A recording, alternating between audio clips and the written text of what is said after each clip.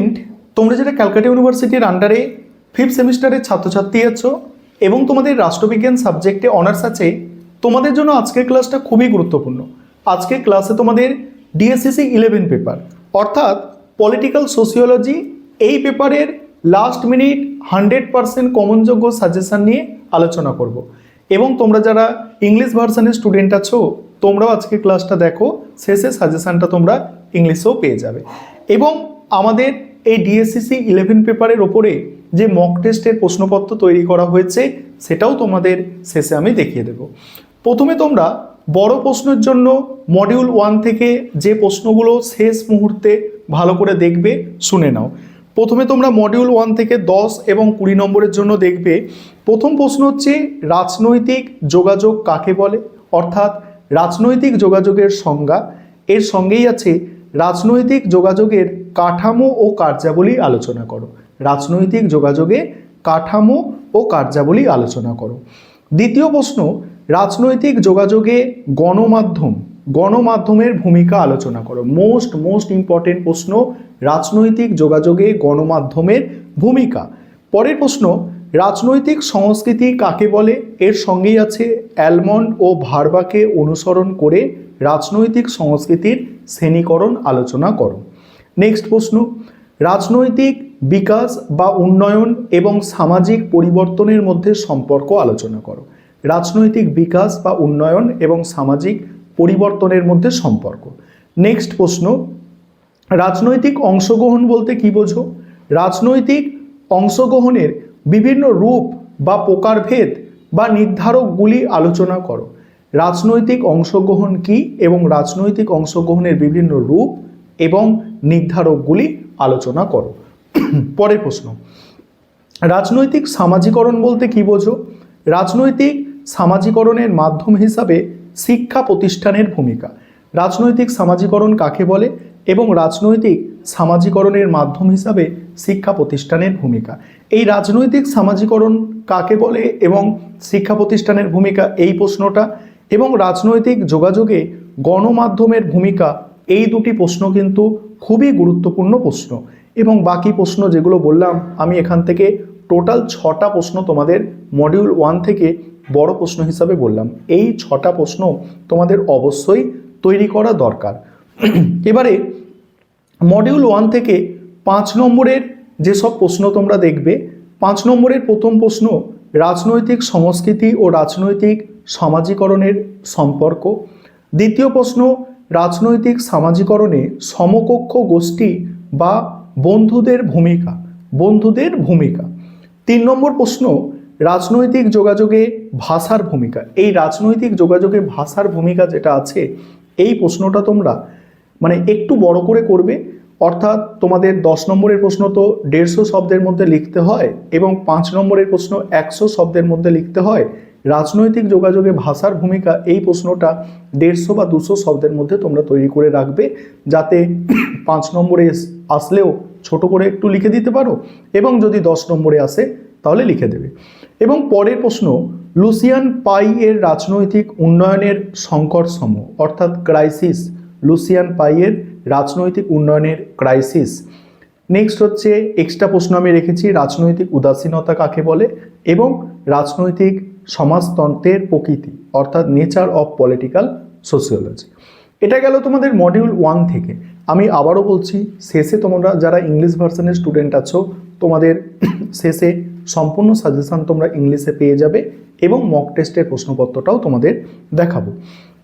Module 2 থেকে 10 নম্বর এবং 20 নম্বরের জন্য যে প্রশ্নগুলো তোমরা দেখবে ভালো করে বুঝে নাও।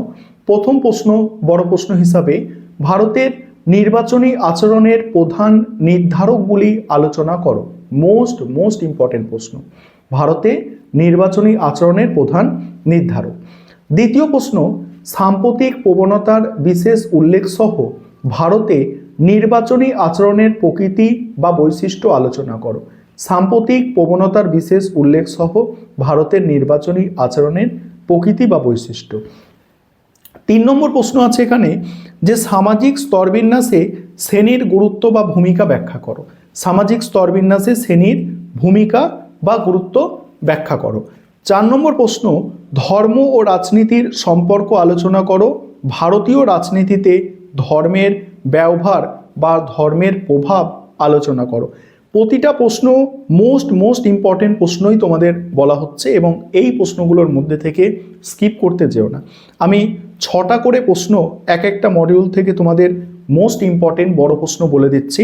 তোমরা জানো 4টে প্রশ্ন তোমাদের পরীক্ষায় দেওয়া থাকে, আমি 6টা প্রশ্ন অর্থাৎ এক্সট্রা মাত্র 2টো প্রশ্ন আমি বলছি। কারণ 4টে প্রশ্ন কেন বললাম, 10 নম্বরের 2টো এবং 20 নম্বরের 2টো প্রতিটা মডিউল থেকে তোমরা পরীক্ষার কোয়েশ্চেন পেপারে পাও। 4টে প্রশ্ন অলরেডি সেখানে থাকে, আমি এক্সট্রা 2টো প্রশ্ন বলছি এবং অনার্সের জন্য এটুকু করতে হবে, কারণ তোমরা জানো তোমাদের 5th সেমিস্টার এবং 6th সেমিস্টারটাই আসল, ঠিক আছে? কারণ এই দুটো সেমিস্টারে কিছু প্রবলেম হলে অনেক সমস্যা হবে। তারপরের প্রশ্ন হচ্ছে সামাজিক স্তরবিন্যাস ও রাজনীতিতে জাতি বা জাতপাতের ভূমিকা। সামাজিক স্তরবিন্যাস ও রাজনীতিতে জাতি ও জাতপাতের ভূমিকা আলোচনা করো। 6 নম্বর প্রশ্ন, নারীর ক্ষমতায়নের ধারণাটি পর্যালোচনা করো। তার সঙ্গেই আছে ভারতে নারীর রাজনৈতিক অংশগ্রহণের সমস্যাগুলি কি কি। এবারে তোমাদের 5 নম্বরের প্রশ্ন এখান থেকে করবে, অর্থাৎ মডিউল 2 থেকে 5 নম্বরের যে প্রশ্নগুলো তোমরা দেখবে। প্রথম প্রশ্ন, প্যারেটো ও মস্কার এলিট তত্ত্ব আলোচনা করো। তারপরে সংস্কৃতায়ন টিকা আকারে করবে, দলিত রাজনীতি করবে, পিতৃতন্ত্র বা পেট্রিয়ার্কি এটা করতে হবে তোমাদের, ভোটদানের আচরণে সংবাদ মাধ্যমের প্রভাব, রাজনীতি উপজাতি দেখে রাখবে এক্সট্রাভাবে, এই শেষের প্রশ্নটা। এবারে তোমরা যারা ইংলিশ ভার্সনের স্টুডেন্ট আছো, তোমরা ইংলিশে সাজেশনটা দেখো এবং মক টেস্টের প্রশ্নপত্রটাও তোমরা প্রত্যেকে দেখে নাও। এবার তোমরা যারা ইংলিশ ভার্সনের স্টুডেন্ট আছো, তোমরা সম্পূর্ণ সাজেশনটা দেখে নাও এবং যেগুলো স্টার দেওয়া প্রশ্ন দেখতে পাচ্ছ, ওই প্রশ্নগুলো তোমাদের জন্য সবথেকে গুরুত্বপূর্ণ এবং প্রত্যেকটা প্রশ্ন বাংলায় লেখা আছে এবং তার নিচে দেখো ইংলিশে লেখা আছে, তাই তোমাদের বুঝতে কোনো অসুবিধা হবে না। এবং আমি তোমাদের সবসময়ই বলবো যে যেই 6টা প্রশ্ন এখানে স্টার দিয়ে চিহ্নিত করা আছে বড় প্রশ্ন, এই 6টা প্রশ্নের মধ্যে থেকে কোনো প্রশ্নই স্কিপ করা যাবে না বা বাদ দেওয়া যাবে না। দেখে নাও এখানে 6টা প্রশ্ন স্টার দেওয়া এবং আরও একটা প্রশ্ন আমি এক্সট্রা রেখেছি, সম্পূর্ণ সাজেশনটা তোমরা দেখতে পাচ্ছ। এবং তোমরা যারা পলিটিক্যাল সায়েন্সে ভালো নম্বর পেতে চাইছো, 5 নম্বরের প্রশ্ন দেখো, এবারে ভালো নম্বর পেতে চাইছো এবং এই সাবজেক্টটা মানে ভালো নম্বর নিয়ে পাস আউট হতে চাইছো, তাহলে তোমাদের বলবো পরের সেমিস্টার থেকে তোমরা আমাদের পেইড ব্যাচ যে হয় বা অনলাইন কোচিং ক্লাস চলে, সেখানে তোমরা অ্যাড হতে পারো বা যুক্ত হতে পারো, অর্থাৎ অ্যাডমিশন নিতে পারো। মডিউল 2 থেকে বড় প্রশ্নগুলো দেখো, মডিউল 2 এর বড় প্রশ্ন যেগুলো আছে দেখে নাও। মডিউল 2 থেকেও আমি 6টা মোস্ট ইম্পর্টেন্ট প্রশ্ন বলেছি এবং এক্সট্রা প্রশ্ন হিসাবে আমি এখানেও 2টো প্রশ্ন রেখেছি। এক্সট্রা যে প্রশ্নগুলো আছে এগুলোও কিন্তু যে খুব খারাপ প্রশ্ন, নর্মাল প্রশ্ন না, ভালো গুরুত্বপূর্ণ প্রশ্নগুলোই এখানে সব সাজেশনের মধ্যে আছে। এবং 5 নম্বরের প্রশ্ন তোমরা দেখতে পাচ্ছ কি আছে, 5 নম্বরের প্রশ্নগুলো দেখে নিলে এবারে তোমরা মক টেস্টের প্রশ্নপত্রটা দেখো। এবারে তোমরা এই পেপারের মক টেস্টের প্রশ্নপত্রটা দেখে নাও এবং ছোট প্রশ্ন দেখতে পাচ্ছ প্রথমেই দেওয়া আছে যেগুলো, তারপরেই আছে দেখো বড় প্রশ্ন মডিউল 1 থেকে দেখে নাও, আর ইংলিশ ভার্সনের শেষে দেওয়া আছে, আগে বেঙ্গলি ভার্সনটা করা আছে, যেমন তোমাদের পরীক্ষায় কোয়েশ্চেন পেপার থাকে। আবারও বলছি, তোমরা যারা পরের সেমিস্টার থেকে অ্যাডমিশান নিতে চাইছো অবশ্যই যত তাড়াতাড়ি পারো যোগাযোগ করে অ্যাডমিশানটা নিয়ে রাখতে পারো। দেখে নাও সম্পূর্ণ, তোমরা দেখে নাও এই হচ্ছে তোমাদের সম্পূর্ণ হচ্ছে মক টেস্টের প্রশ্নপত্র।